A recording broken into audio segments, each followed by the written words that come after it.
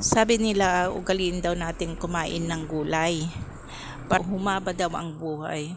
Paano hahaba ang buhay mo kung halos lahat naman ng kinakain natin ay may fertilizer na? Kaya wala rin. Pero magpaganon paman, bibili pa rin tayo dahil wala naman tayong mga tanim. Ayan, ang lulutin natin ngayon guys ay dinengdeng na patula na may saluyot, bulaklak ng kalabasa, talbos ng sitaw at lagyan natin ng sahog na maliliit na hipon, yung dried hipon. Mabilis lang guys maluto ito kasi puro dahon, tapos yung patula mabilis din maluto.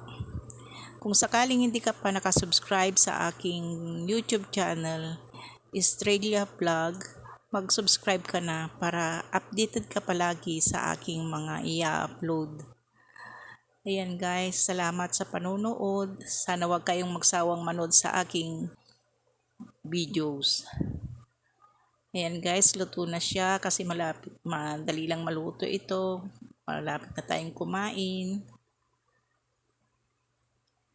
Ayan, kung kulang pa ang asin, dagdagan natin. Pero wag masyado para hindi maalat, para hindi baka mamaya hindi na natin makain yung linuluto natin. Thank you guys for watching. God bless everyone. Bye-bye.